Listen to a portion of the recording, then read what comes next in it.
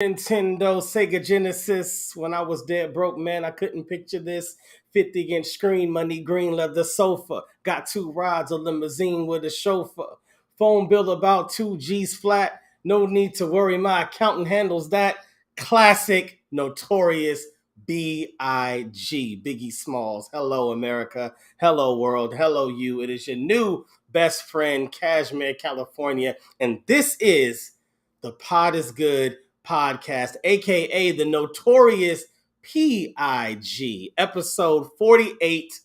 Pod is good, and all the time. If you know, you know. If you don't, keep listening. You will learn. Today, we're going to go to outer space. What do you mean? We're going to outer space. What do you mean? The conversation that we're about to have starts with NASA. Intrigued? If I were you, I'd be. So stay tuned. I got a good show for y'all today.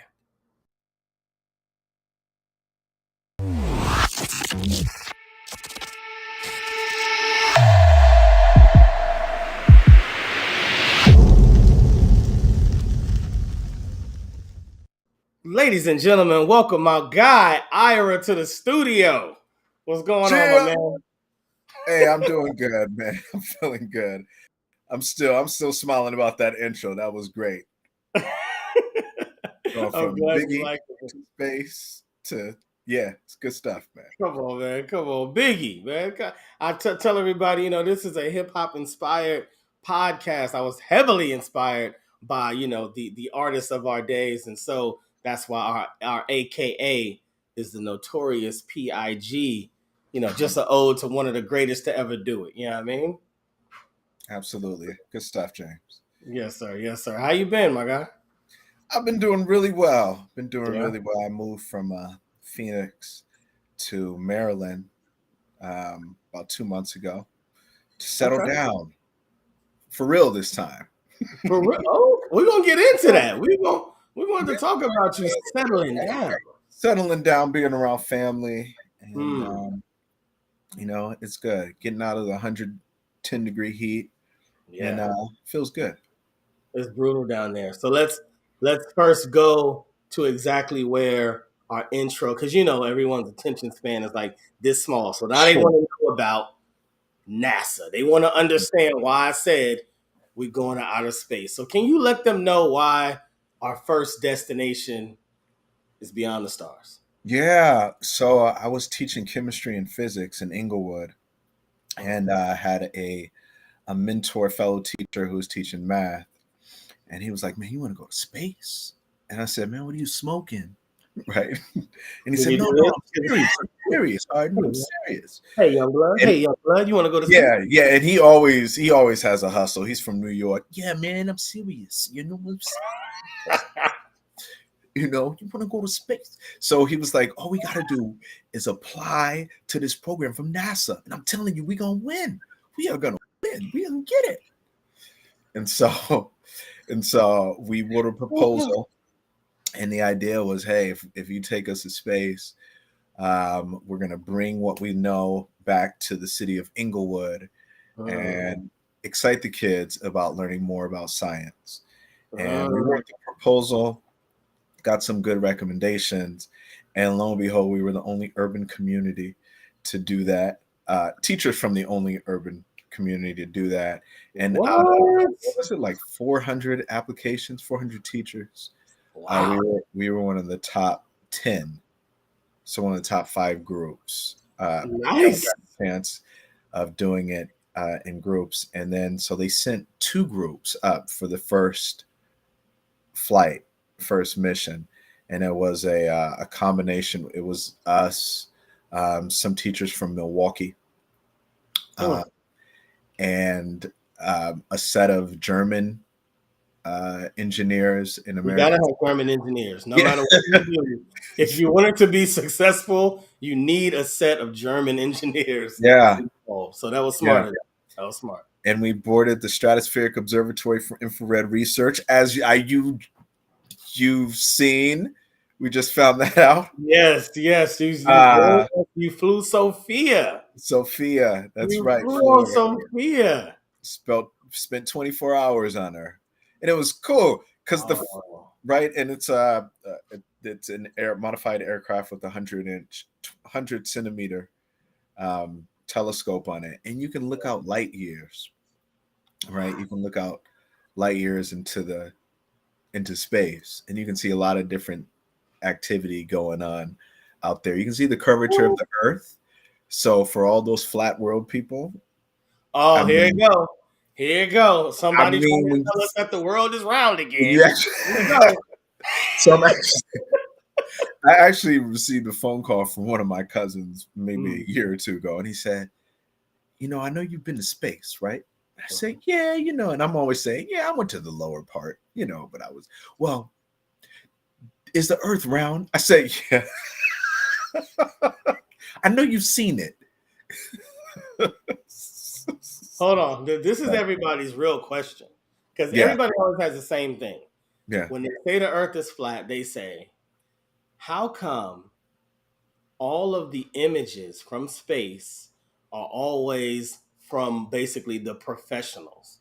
It's always some doctored image that's been scanned and scaled and all of that. But we've never just seen phone Like cell phone. somebody's cell phone and they just go up. Either they go up and take the picture, or we don't see it where they just leave the phone on from when they're on Earth all the way up to looking at it from space. How come we can't see that? Can you provide us with that or no? Yeah, it doesn't work like that.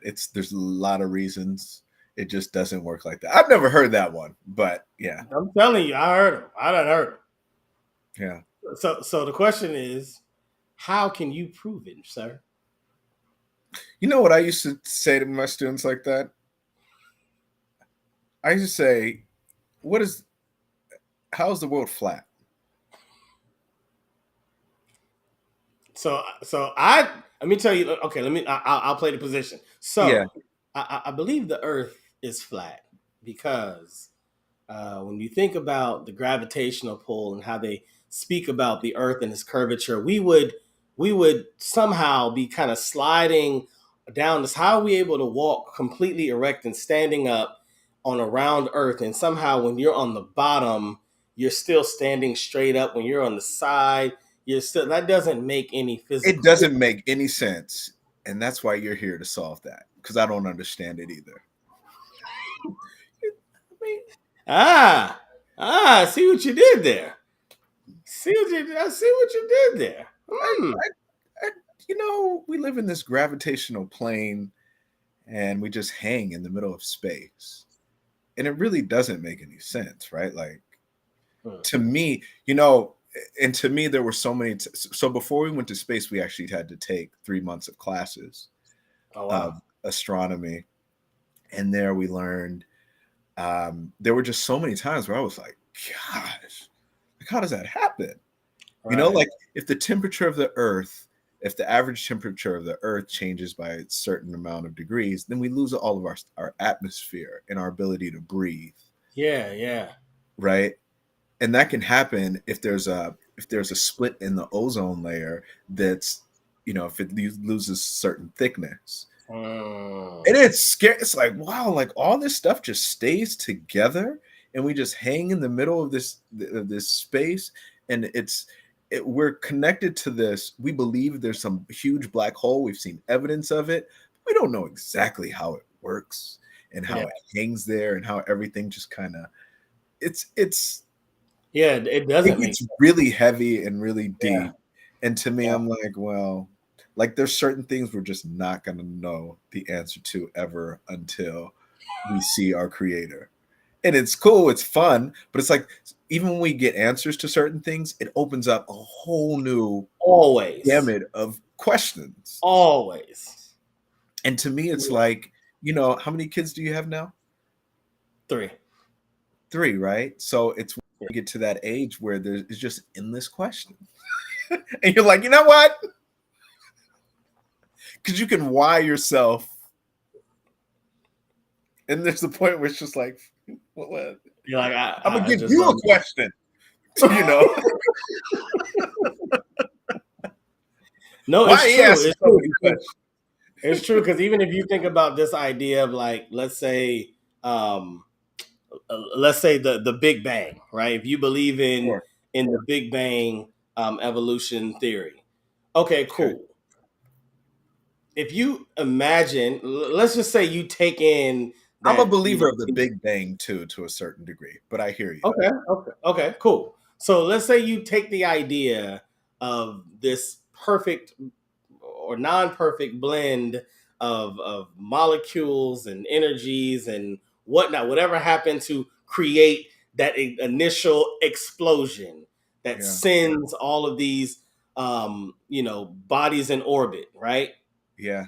I've always been like, what made them stop and keep going at the same time? Because it's not like they just went. It's like they went. Oh yeah, and slow down. Yeah. You Yeah. know what I mean? It's like it was this Sure. huge explosion, and then what? My There you go. Well, I like the complexity one, right? Like your eyeball.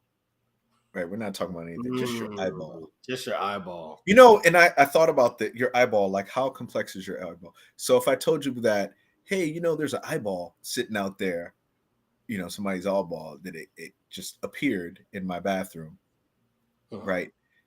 And or if I was in a court of law or something, body just appeared there. No, Yeah, somebody brought it there, right? And it's like, well, it just grew there. You don't understand, like that's just happened in my bathroom, right? In the body bag. Well, right, we know that there's not, because cause and effect, right? That's what science teaches. Whenever there's effect, there must be a cause. Mhm. And that question, like, well, where did the Big Bang come from? Well, that just kind of like came from gases. Okay, where the gases come from? Well, that just kind of came, right? And so that's where you get this area. You can get like the 3-year old, like, where did that come from? Where did that Yeah, And at the yeah, end, right? And when you think about how complex things are, it just doesn't make any sense unless you're like, there's a greater power above yeah, us doing stuff, and we just don't. yeah. I remember hearing somebody Yeah. say that there was an interview with a guy who was like a lifelong scientist. I can't remember exactly what he studied. I want to say biology, but I could be way off. I just know he was a lifelong scientist, and they asked him about his belief in God, because that was really the big deal, especially maybe a decade or so ago. It was almost like, do you believe in God or do you believe in science? Yeah. One of the two. Like, where do you lie? And so this lifelong scientist, they were expecting one answer, and his response was basically like he spent his whole life looking for the meanings of things and researching deeper and deeper. And no matter which road he turned in, when he got to the end, he could not get away from the idea that there has to be a greater power. Like, it Because just, there's no ending. So and the two are actually in separate planes, right? Because scientists, and whenever you want to do something innovative or change, you become a scientist, right? yeah, Science works like the scientific method. That's the yeah, basis of science. Testing.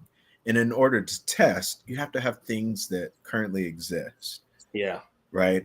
And where the world comes from, that's not a question of science. It's one of philosophy. Hmm. Because science, it's a question, it's unfair to science because we'll never be able to test it. You can Right. never replicate the beginning of the new world, of the world. That is Can big.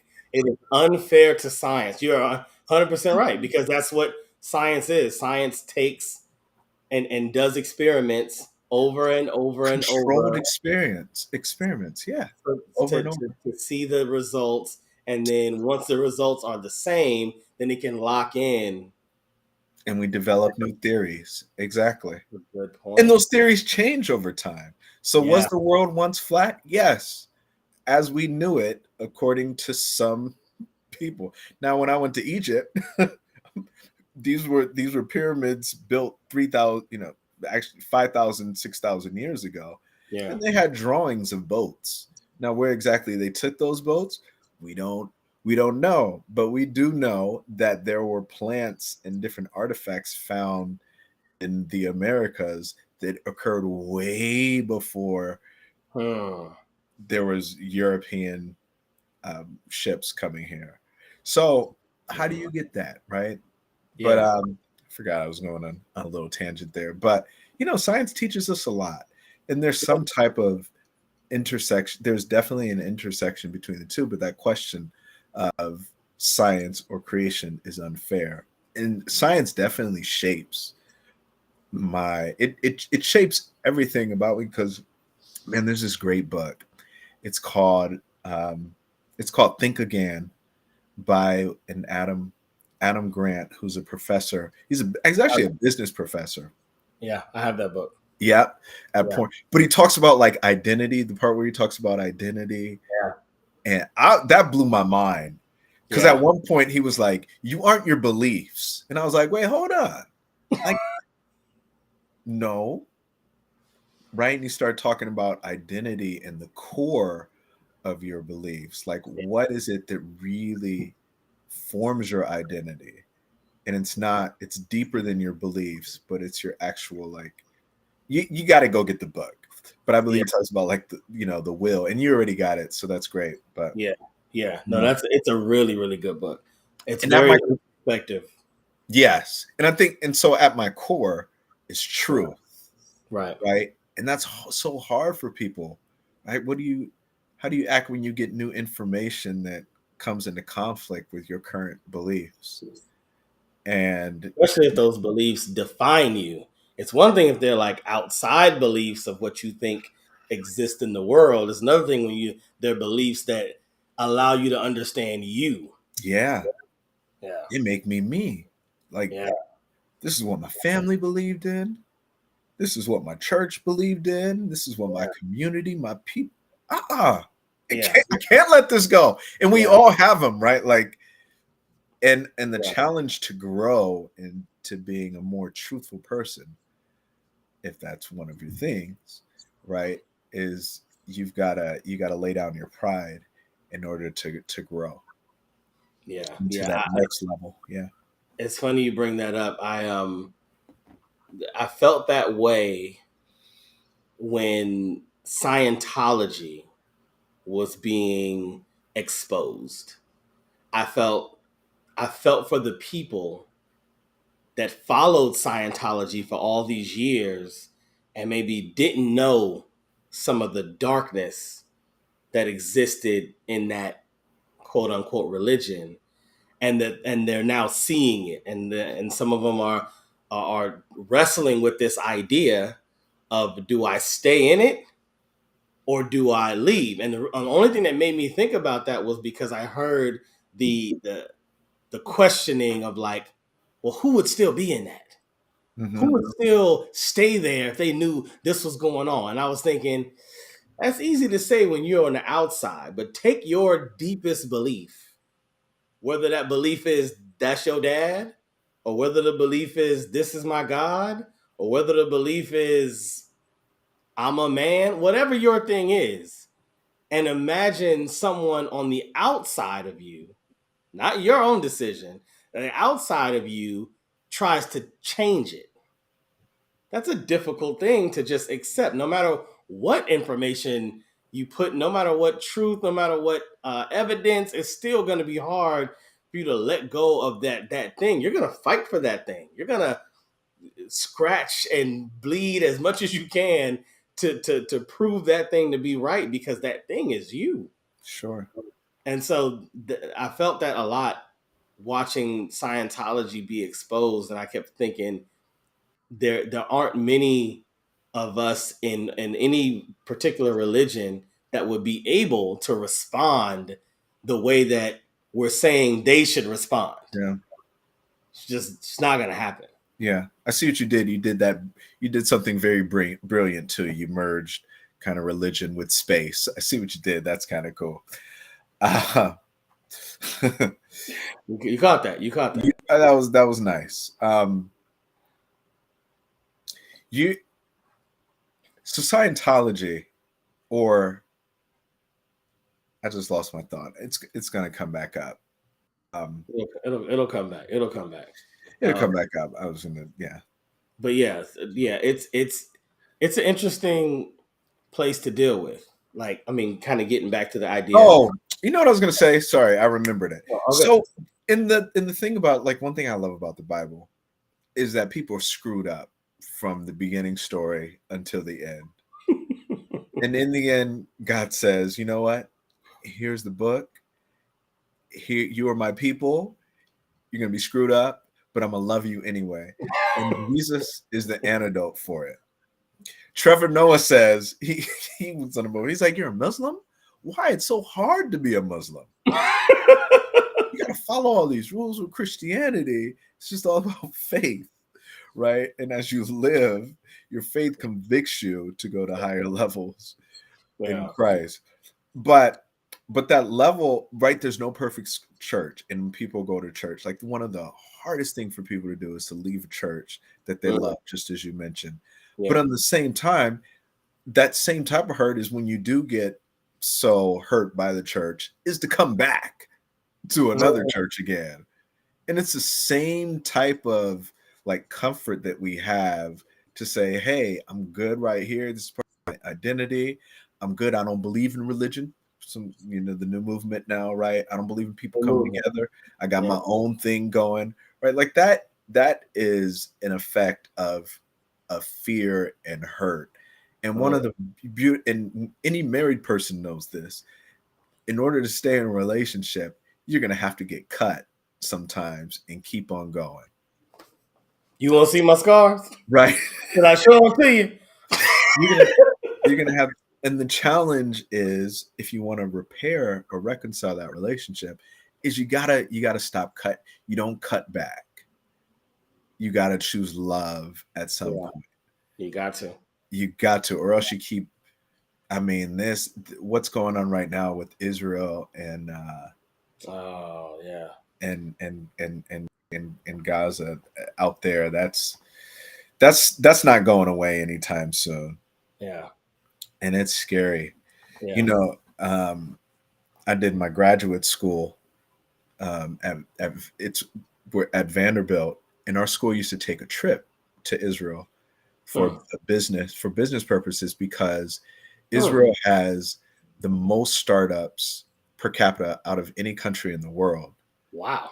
And part of that is because of, I mean, there are books that are written about it, but they just have all types of things.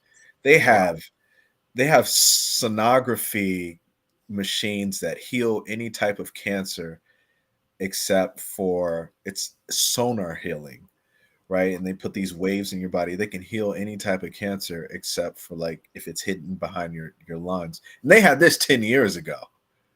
And I was like, why can we don't have this in the US? Well, that's we something can't. to pick up with your government, right? They rather let us die. Yeah. Well, my uncle had, like, aggressive cancer, and they're from Massachusetts, and they're well off. And so they were at Harvard, they were at all these clinics up and down the East Coast, and they ended up having to leave the country. And once they did and got treatment from different places, now he's riding bikes, he's playing basketball, he's late 60s. And so Every time I hear a story like that, it proves one thing. They say money can't buy you anything, and money can't buy. Yeah, it can buy you life. How about that? it can. How about that? I've heard. About Look that. at Magic Johnson. You know how many people left this earth, this plane, like that? Magic still buying up the world. Find out the world. He's Money following me. can get you some stuff. He's following me. I'm like, this man moved from LA. He's just bought into the Washington Commanders. I'm like, this dude, Right. Like, everywhere I yo, step, he buying stuff. he's That's part very owner of true. a soccer team, a baseball team, a basketball team, and a football team. And a football team. I mean, he's killing it. Yeah. So yeah, I don't know how we got from there to there. I don't remember, but It's a No, good but conversation. It's no, good. no, yeah, no. We're just talking about like what you can get other parts of the world. You brought up what's going on in Gaza and how that's not going away, and Oh, love, yeah, getting yeah, cut by love, yeah, yeah, yeah, yeah. getting cut by love. You gotta that, but that when you said you gotta learn how to cut back, I always tell my wife like if one of us is up here, the job of the other one is to not join them. Mm. You can't join, and I hopefully she is okay with me saying this, but I feel like she is the violator of that rule more often. Like It's tough. I'm pretty even kill, but Yeah. but that's a big deal because when you the person is basically saying I'm hurt in so many words, Oh and man, when you go up to them, basically you're saying, and I'm gonna hurt you some more, and in so many words, that's kind of what's happening. man. So three things there. One, and I believe it. Just like physiologically, the man of the role of the man.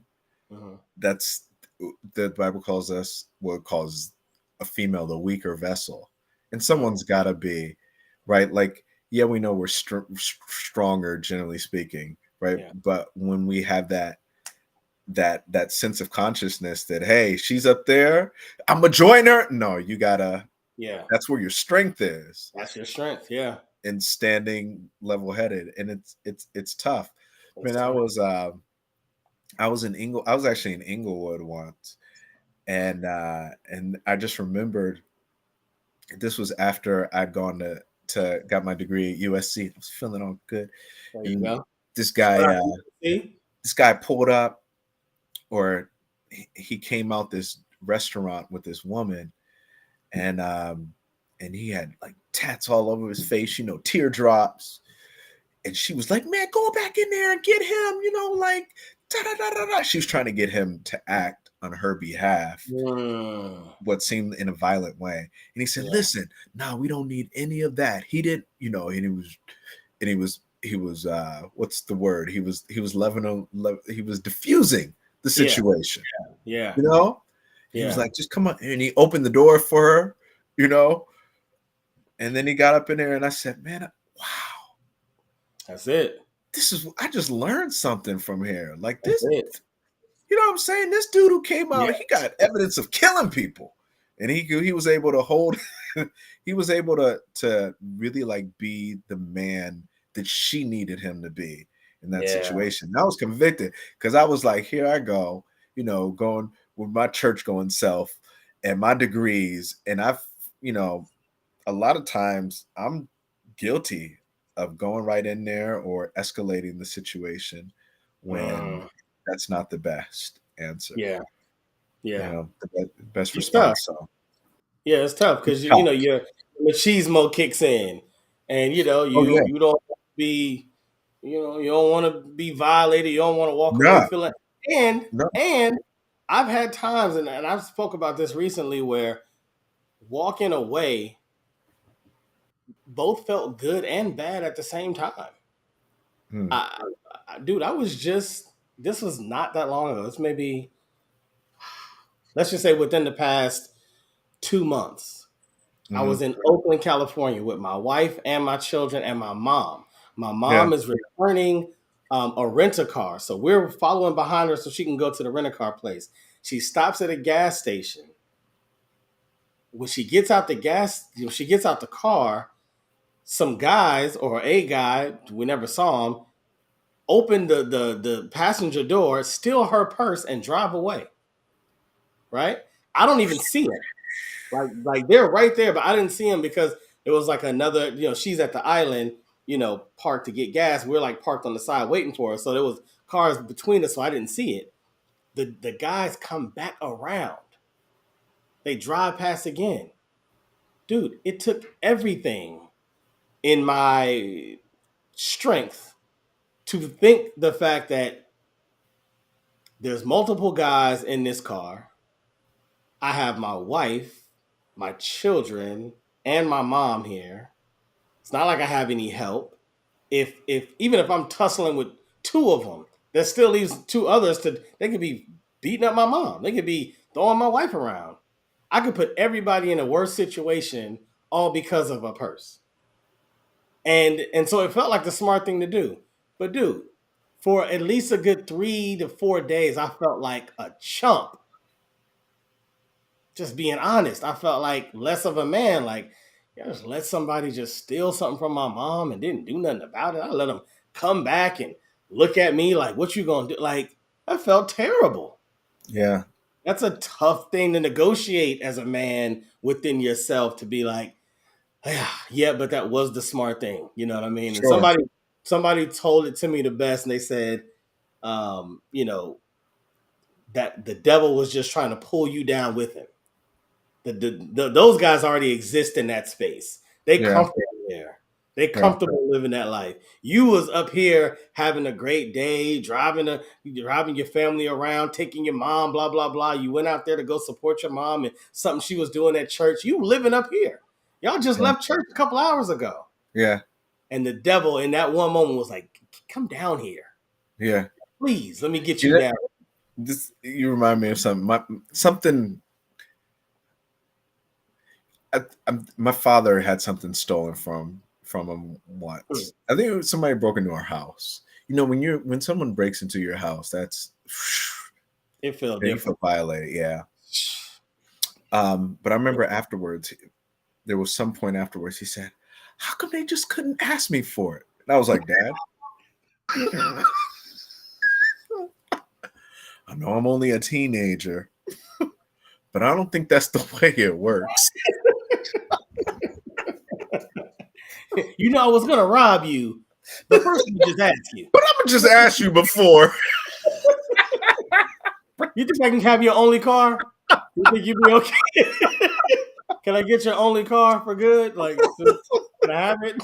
So I'm about to take you someplace. So when I moved to Nashville, Tennessee, I Mhm. got pulled over 8 times in my first 2 months there.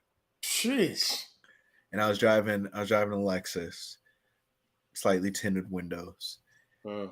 And sometimes they pull me over. Hey, you's a drug dealer. Probably, probably 2 times where like I ran a light or I Mm. took a legal U-turn or something, turn after the Yeah. light, right? But the other 8 times, those were, or the other amount of times, those Yeah. were things like swerving in between the lane. I heard that. And one time a cop stopped me and I was just sick of it because I knew he saw my face. And I used to do things like if I saw him and they they would come after me, I would pull into the gas station. You know what I mean? Like I saw him coming for me. I started pulling over real quick. And I'd have a conversation with them, and I would always be respectful, when it came down to it. Yeah. And I never once got a ticket. Hmm. And but I wasn't happy with it because I know for a fact, like sometimes they would look at me and then get behind me and pull, and Yeah. I'd be like, "What in the world is going Yeah. on?" That make you feel away. Yeah. That makes you feel away. I've had Um, that. Around that same time, Eric Garner happened, Mm. and it has never gotten out of me. I've never gotten over that. So I started something called Police Next Door, and it was like I was inspired by World Star Hip Hop, actually, like video sharing sites. Yeah. But the idea was to get people to upload scenarios of police, their Mm. interactions with police, whether good or bad, Yeah. right? Good, we don't have a problem. That just helps to say, hey, not all police are bad Yeah. for the people who believe that they are. The majority of them are, right? But from it, man, and this is probably a whole new episode. I I, I did a little Facebook marketing, and somebody got back to me from Alabama, white man in his older 50s. His story, police, is a movie, James.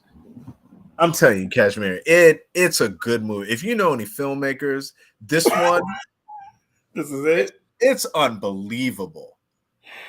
I Really. mean, it is unbelievable. He and my computer. I mean, I gotta grab my computer plug or my computer's about to go out.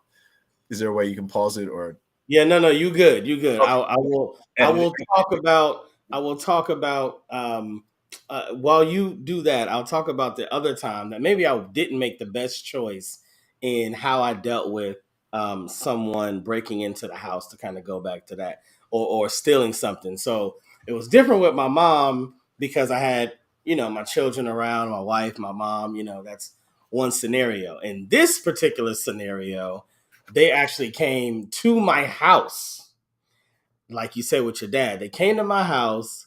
They didn't break in the house, but I had some stuff on the front porch. So they came to the front porch and they took my, like, a few bikes and a wagon or some. They took some stuff from the front, right?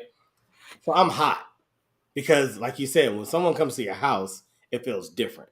oh yeah. It just feels like it. And then looking at my security cameras, it's like they came by, they took some stuff, they left, and maybe like an hour or so later they came back. So that felt like you were saying like what are you gonna do? Like, I could come to your house over and over and just take stuff from you. Like, so I live in a small city now out in Inland Empire. I went through the city. I'm looking. I'm driving around. First, I'm by myself. Then later on, I got my boy who's a security guard. We riding around. I'm going to every place that I see homeless, every place I see kids normally hanging out, the back of Walmart's, Lowe's. I'm out there beating the street, right? Long story short, uh, I ended up being at the gas station. And I just had this feeling. I don't know. I was pumping gas and I saw this guy that I had never seen before behind a car that I had never seen before. And he was in the trunk. Okay, nothing big. I didn't even really notice him at that time. Kind of a large gas tank on the car. So it took a while to fill up the SUV. And I noticed it just kind of all of a sudden hit me like, he'd been in the trunk for a while. Hmm. I'm like, hold on. Get in the car, tell my wife. I loop around. Lo and behold, I see my bike in the back of that truck, in the trunk. He over there trying to, I don't know what he was doing, take the wheels off, something. He's trying to dismantle it. That was it. I ain't gonna go into what happened. I ain't gonna go in. I will just say this. From the point that I got my stuff stolen, within 48 hours, I had all my stuff back. uh, and a pretty vicious scar on my knuckle, and my finger don't. This finger don't operate the same as this finger do anymore. There's Hmm. some tendon damage in there. Oh wow. Story over. So tell us about the movie. Yeah. this guy now he adopted 9 kids, something like that, throughout his life, all different nationalities for different reasons. And long story That's short, the story right there. and he worked as a like an emergency tech. Hmm. And the cops, he's in small town Alabama, and he was trying to, he has a heart for just people Yeah. and kids, and he saw this kid getting more or less abused at school by a security officer, and he complained about it. And what happens next is just horror. I mean, so he complained about it. The security officer wasn't fired, and he complained about it to the principal, and then he went to the chief, to the police, uh, the head of police there, and the chief of police didn't do anything about it. It ended up getting to the government level, where the Wow. mayor ended up firing the chief of police because of this incident. Not Whoa. only that, there were 8 or 9, according to what he said, and he sent me some paper clippings also. But there were 8 or 9 kids who had committed suicide in that young black males in that town. Um, and he believes it's because part of the reason is because in that middle school, in small town, right? Why are there so many kids attempting to commit suicide, and they're all young black boys, Yeah. right? And he overheard the principal saying in this, in that, that Nick better not date this girl. So he says something about it to the mayor. The mayor gets that chief, and then sometime later, that chief of police is rehired by the sheriff, Wow. and he comes back with a vengeance. And Oh so this god. guy sent me pictures of how the sheriff and three of his boys came over to his home, beat him up, took his son away, threw his autistic son in jail, Dang. and months later, and threatened, then came back the next day, tore his house up, took out the cameras, just raided his home. 3 days and just and had him coming back. So put him in the hospital, stole his son, kidnapped his son, threw him in jail, right? All some phony charges, all because this dude stood up for some young black boy and wanted to see these kids to have uh, justice. That's crazy. I'm not done. So couple months later, and I'm leaving out so many details, but in order to get through it, I'll tell you it's a movie. So, um, sometime later, this guy comes and he's like, "Okay, I'm gonna get myself a lawyer. I got medical records. I got pictures of how they beat me up. We got photos. We got all the evidence we need." Goes to the court system. He says the judge basically laughed at me. He said, I looked in, I saw my lawyer, his lawyer, that man, and the judge. They were all in on it. They were all backing him. Wow. And they told me in that courtroom, you better leave these, stop trying to save these people. Wow. That's not your job. He said, they had me begging in there. I just want my son. He said, I was in that courtroom on my hands and knees begging for my autistic 19-year-old son to come back home so I can take care of him. They said, we never want you to interfere with this again. He said, okay, I'm out. Went back home, and he had stayed quiet until he had told me about the story. Damn. Here's the so years passed, and this guy's an EMT, right? So he gets called when people have different emergencies. So Yeah. he gets a call one day, leaves his house, and he's just giving back to the community. Things are going right. He's still wondering. He still wants the principal out, like to this day, because that principal is still principal of that school. He feels like he's no good for the community. The parents know it, but they've just been oppressed so long that they don't speak out against it. Yeah. Power. What are we gonna do? The Right. court systems, the police, they're all against us. So Yeah. we take We what ain't we trying to have our house look like your house. We saw what they right. did. Yeah. So um and he gets this call and he goes to this house and guess who it is? Someone has a heart attack. It's the police chief, former chief of police, who came and beat him up with his boys years earlier. He And now he sees was him the EMT. laying down on the ground, helpless. I'm not going to tell you the rest of the movie. If you're a Yeah. filmmaker, get this. I'd watch that. I'd watch The that. true And story. and you ain't even told me the nuances, and I'm already in. I'm already here. My ticket money right there. Go on, take This that. man, Go on, take that. he spoke to me for an hour Yo, straight. that is crazy. I Yo, was for filmmakers out there, holla at us. That's one. That's one of them ones. this is one of the reasons, and I don't want to get too political here, but this is one of the reasons I pause when I hear people say that no white people suffered Mm, because of the injustices. There are people like him who literally almost lost his life. mm. And there are millions of them. But there Yeah, are definitely thousands, 10,000s, 100,000s of them who yeah, marched and lost their jobs, yeah, who were seen giving and helping out a hand and got beat up. yeah. You know what I mean? And you do have to give them credit because you could argue that theirs was quote unquote like volunteered, right? Like Yeah, they put themselves in that line of fire. However, there's something to be said about that. That even knowing, because I'm pretty sure they knew that this isn't going to be just accepted by everybody as some purity. Like they understood there were some risks, there and they was some. still did it. Yeah, and went ahead with it. Yeah, they still marched. Um, Still, yeah, that's big. yeah, but I was talking. So police, right? So I've done a lot of research on police and where just tracking. I was actually looking at it today. This Harvard study that studied over 1 million cases, and I Hmm. was I was trying to see like what does the data say about them, right?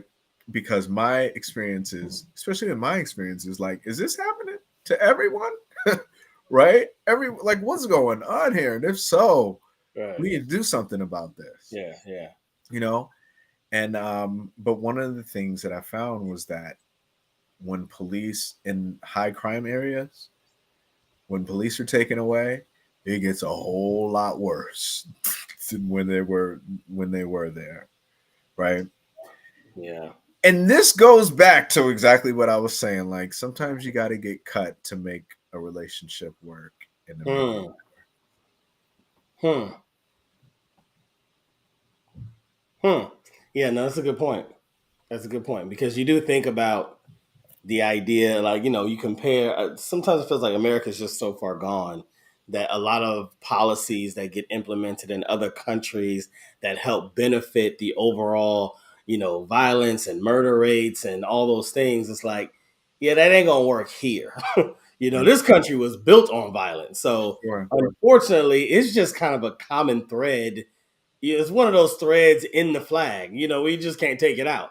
And so when they talk about like other countries where their police don't have weapons, like they don't walk around with guns in Canada, or at Yeah. least some places in Canada.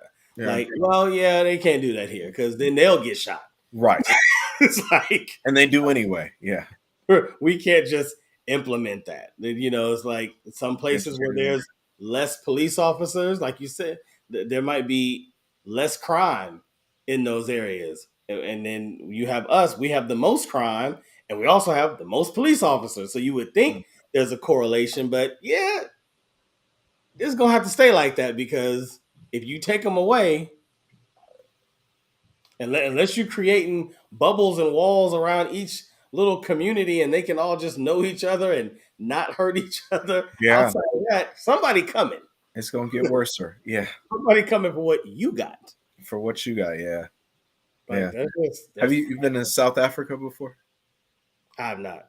In Pretoria, South Africa, like Johannesburg, Mm-hmm. just outside there in Pretoria. I went to a wedding there a couple of years ago. And my Mm-hmm. friend, and when you're driving there, you find these communities and you see that they got high fences, like brick walls. I'm not talking around communities. You're like, what? What's going on here? And that's the way they keep out the other people. That's how they do it. That's how they do it. Well, speaking of going to other countries, let's get back to going to another world when you went out of space. So you Let's flew go. on Sophia, which, yes, I knew about Sophia because a little over a decade ago, doing low voltage work, I actually went to go work on some office buildings inside of NASA at Palmdale. And the guy was just incredibly cool. Our to be a third party contractor and then to go on site, you have to offer up a significant amount of credentials, obviously, to be allowed on the premises, and then you need basically an escort wherever you go that can Yeah, track they don't and play. know your whereabouts at all times. And Hmm. so he actually let us go and walk on to Sophia before it was actually ready to fly to outer space. So I do Yeah, know a little bit about the plane. I've been on the plane. I yeah. saw the University of Cornell had actually designed one of the turbine engines or something that they showed us. And they said it was from Cornell. They actually had like a little Cornell placard or something like on Yeah, it. Yeah. And Did you touch it? I didn't touch it. You didn't touch it? Did you I touch wasn't gonna be anything? able to pay for that. I wasn't gonna be able to pay for that. You got to tell the story. Yeah, I actually worked on the ship that you took to space aircraft. Right, right. Which So, row did you sit in? You sat in. Yeah, that's my row. That was my row. you, I ran your headphone there cable. you go. One of the coolest things he told me about it, and it sounds like it was true, in the fact that you guys were able to go, was that it was supposed. The idea of it was going to be used for the regular civilian to get right there to the outer limits, like you said, lower space, and actually be able to view space. And it was going to be available for non-astronauts. It was going to be more like a plane. Like you can just purchase a ticket and go to lower space and orbit. And he was showing us how, was very interesting, how the navigation was based on more planetary locations.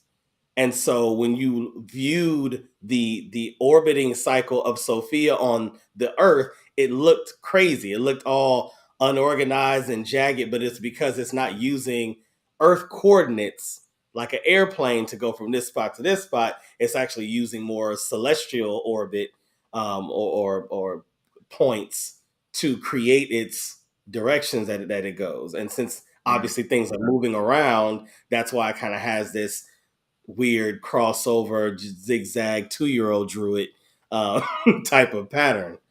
Yeah. So that's crazy that we both were involved with Sophia Yeah. in some way. We both dated her in high school. She was crazy. That's. I mean, there can't be more than 1,000 people in the world. I mean, that were involved with that, and it sounds like a lot, maybe.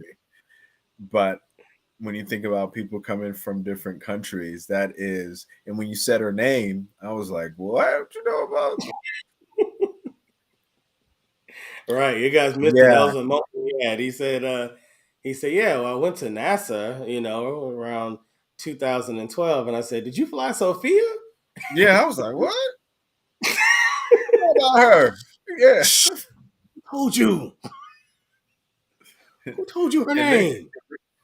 about to say something, and I was in her before you. What, James? Yeah, before she got out there and started letting everybody get in, I was one of the first ones. From Germany, all over the place, just astronauts, just yeah. Oh man, Yes, the path. Yeah, it's yeah. interesting. I feel like that is the story of our friendship, because just like that is like a moment that only a few people can say that they shared or were involved in. We have a much more personal We do. moment that happened in an engagement Yeah, that somebody was about to embark upon, yeah, and our story aligned both of us once again, yeah, even in that in yeah. That that was out of space time of your life. yes, yeah. That was All a right, fun I'm time. gonna let you tell the story. Go on, tell the story, man. Tell it. Go on. I actually forgot what happened. No, James loves this. Man, I thought that was a very special moment in my life because I think about like I was playing the keys, and I was playing for a number of artists that you had, talented artists, right? Mm, yeah. But then on the bass, we had. I mean, this guy was amazing. Oh, He was he played for Usher, right, and some other artists, and then the drummer had also played for big name artists.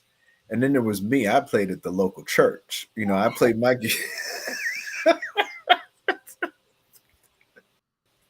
It's like, yeah, did a show in front of Mario before. He didn't know who I was, but but yeah, he take liked that. it. He Take liked that. it for sure.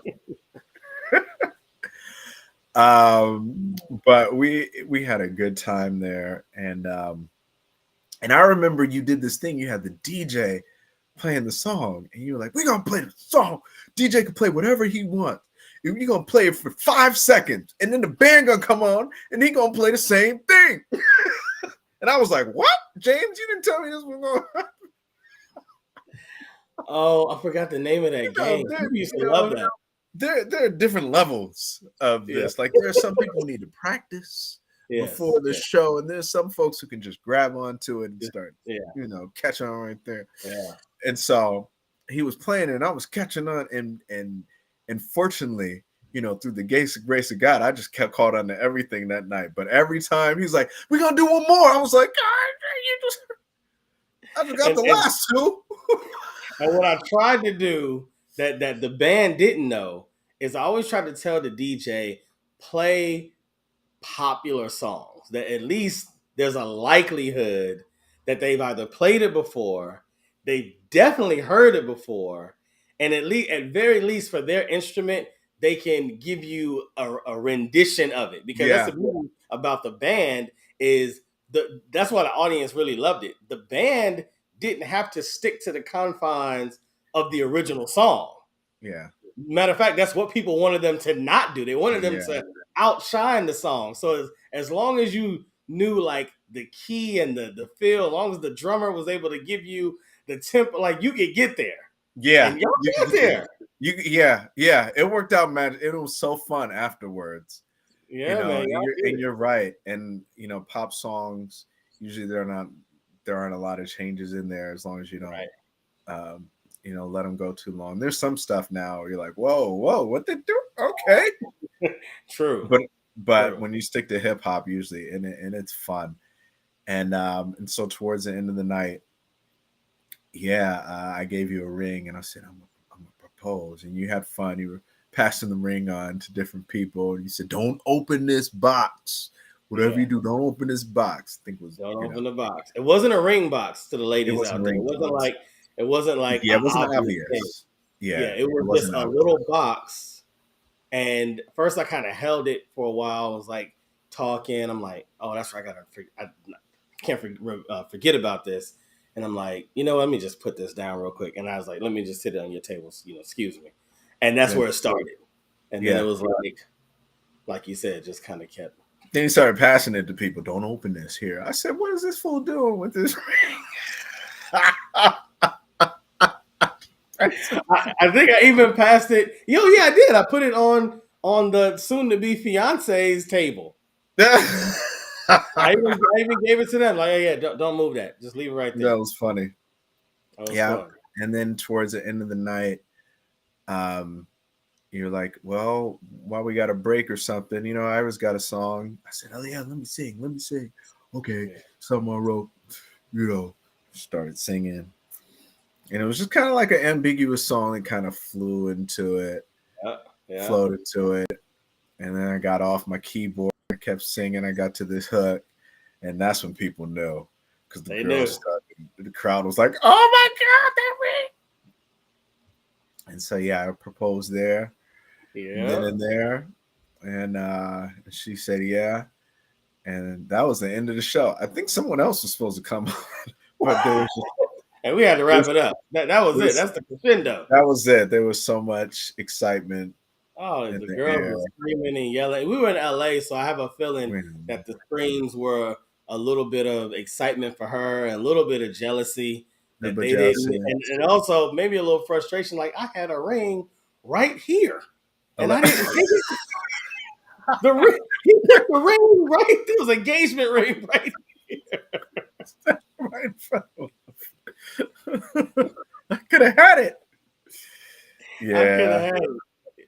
I could have. Yeah, that was Yeah, LA. a good moment, Yeah. man. Good moment. It it was a good moment. Yeah, Fun night overall. Yeah. yeah. Definitely memorable. We've been all over the place, man. I know we were supposed to talk about your professional life, but I feel like we've had a much more interesting conversation, and I know I'm going to get you back on the show, so we can talk more because I wanted to talk Sure. more about you as a science teacher because even listening to Okay. you and your perspective on science and where that begins and ends in our world, and I mean, I feel like there's more conversation for us to have, bro. Yeah, so I love teaching science. So I taught chemistry and physics at Mm. City Honors um, Charter School in Inglewood, California. And I was one. We don't know exactly, but I was less than 1% of science teachers are African American males, right, throughout Mm. the country.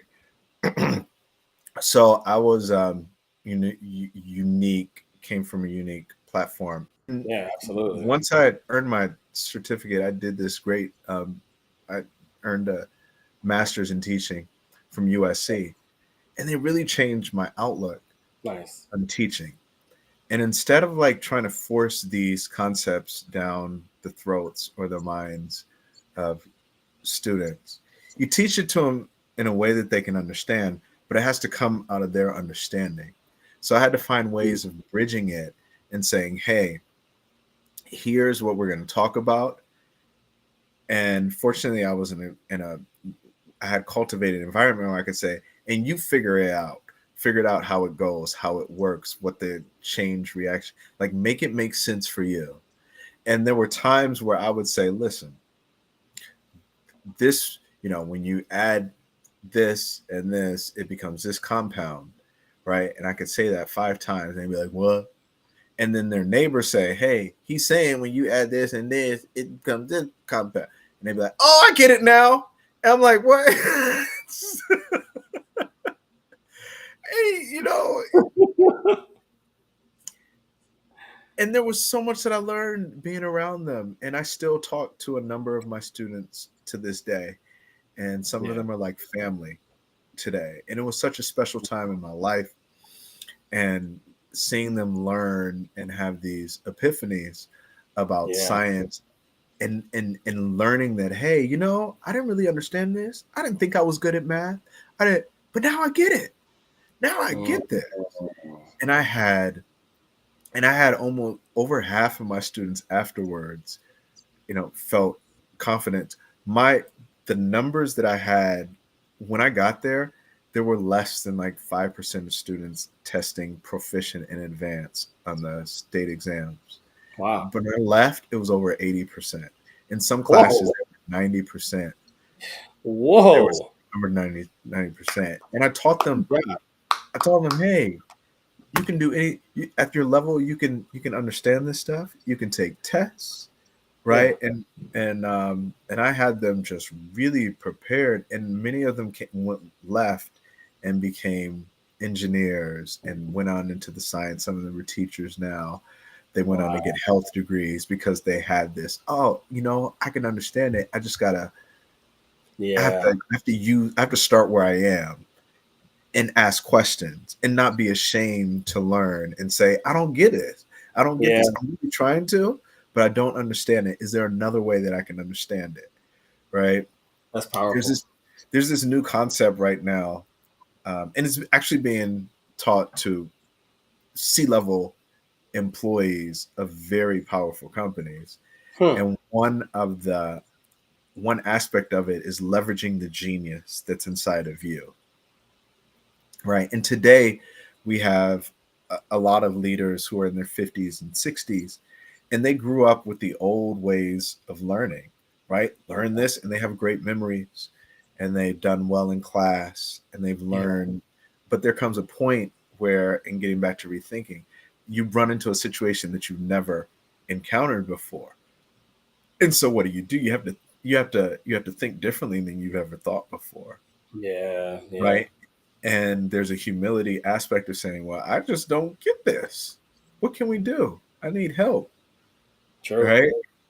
And that's what I tried to teach in class.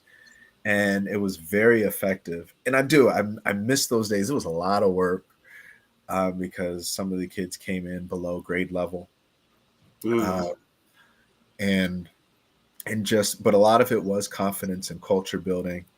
And when they came out, they felt good about themselves. They felt good about what they've learned, and and a lot of them um, were empowered just to pursue what they really wanted to, and things that they had been in fear of in the past. So I loved it. I think, there's this report. I live in Maryland now. Yeah. These Baltimore students are having issues with math, and Mm. so if I'm able to somehow help that at a larger scale, we can really tear that up. And I think one reason I'm a really good teacher is because I struggled with these students a lot, and I just spent hours upon hours, and I'm like, oh, Yeah. how It come they means didn't something. say that? Yeah, Yeah. It means something to you. You could tell it's rewarding work. You know what I mean? It's a lot of work, but it's gratifying and it's rewarding to and complete it. It means something. yeah, it does because I feel like you know that this country would be better overall if people had more opportunity. Yeah. And a lot of times the opportunities there, we just need to know how to find it, how to pursue it, how to engage with it, and then to have the discipline to stick with it, to Yeah. let go of things that aren't helping us so that we can walk in our destiny. Yeah. And That's a fact. That's a fact. Because you're right. I don't think it's about a quantity of opportunities all the time, but more of the awareness and the belief that not only are there opportunities, but that you are good enough for the opportunity. mm, That that makes a lot of sense. I remember oh yeah, someone telling me one time that it was saying like a lot of business owners are feeling like, how do I get funding? There's no money out there. Like it's so hard to find people that actually want to invest into my idea or my business or whatever the case is. And that was her job. She partnered, investors with small businesses or sponsors with small businesses. And she said, there's always more money looking for good ideas than good ideas looking for money. mm, And that rang. I remember that. That was probably like 20 years ago I heard that. wow, And I've been like, it's good to remember because when you're living in a certain space, whether you don't have money, whether you don't have the awareness of certain opportunities, you can always feel like you're on the side of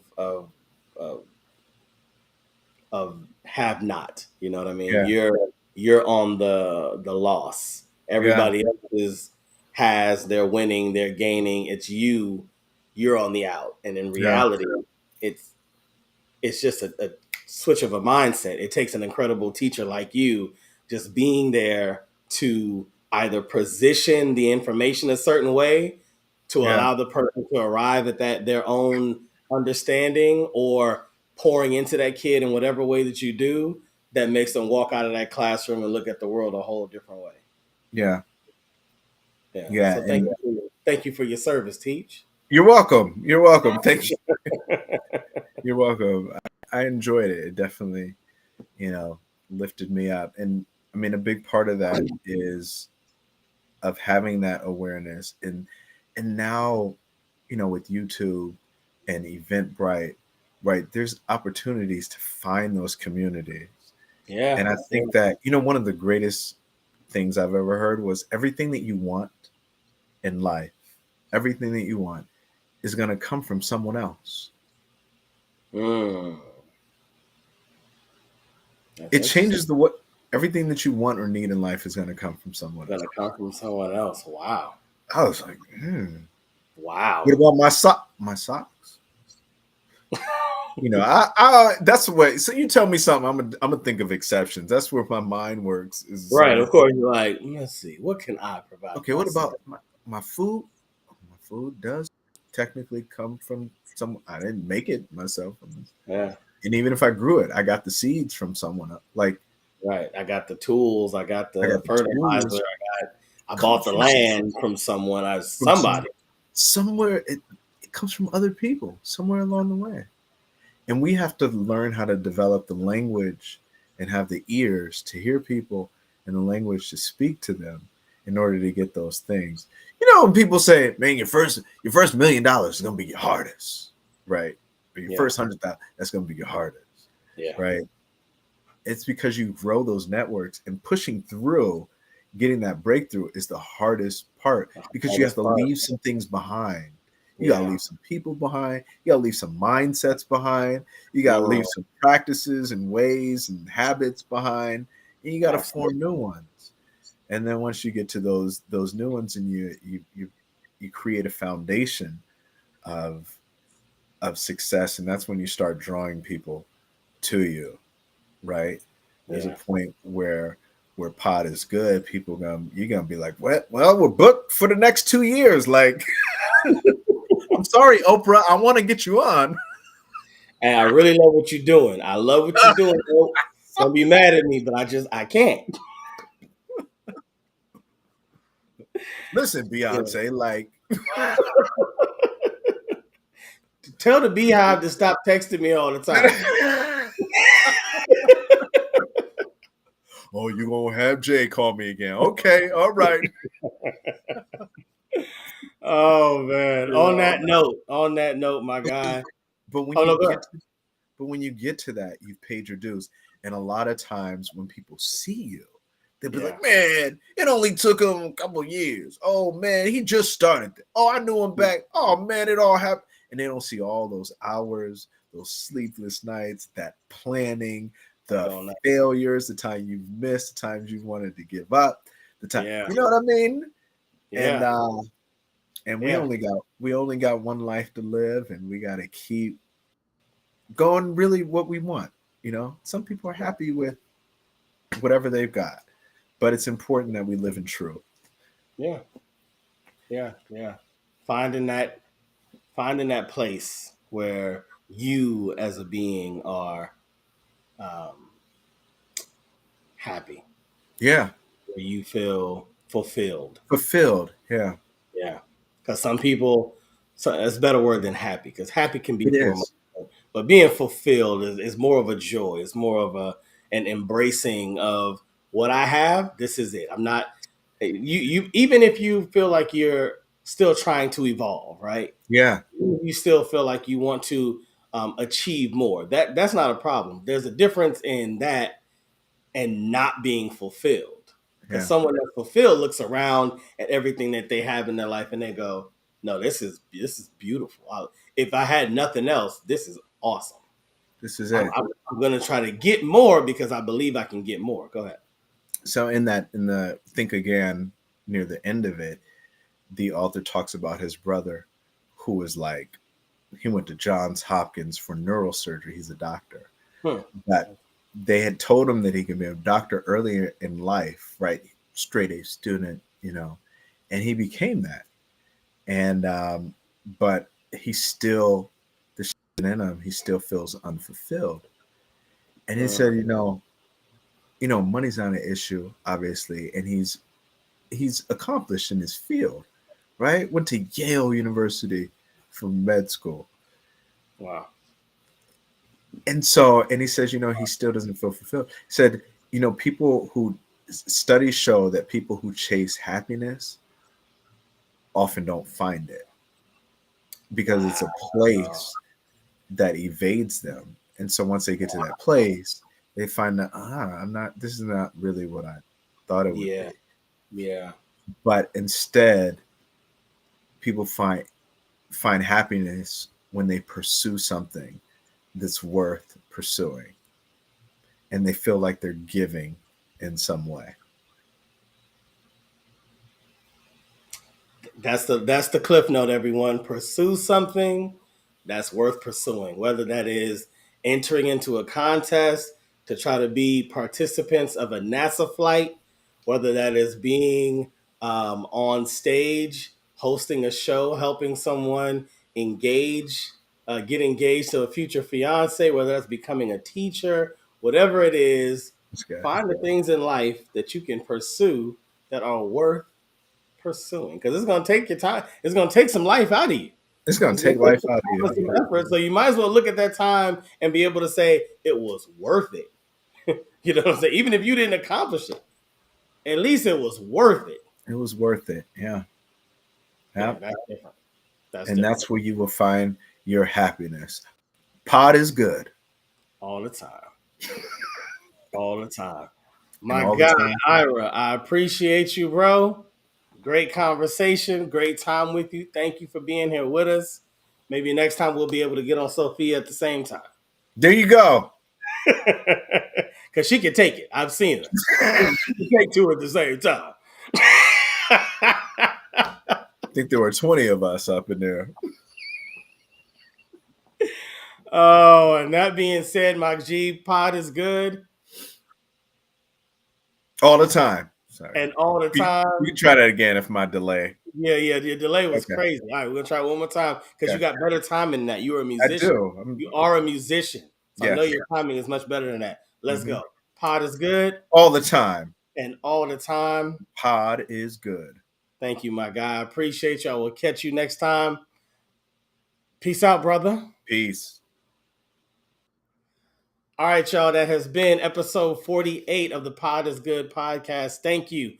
Thank you. I hope you enjoyed it. That was a great conversation, great stories. Hope you were motivated, inspired, entertained, all those fun things. If you did enjoy the content, if you did do the three things that I just said, were inspired, motivated, or entertained, please subscribe to the channel. It don't cost you nothing. Comment, like, subscribe, all the fun things that we all ask for.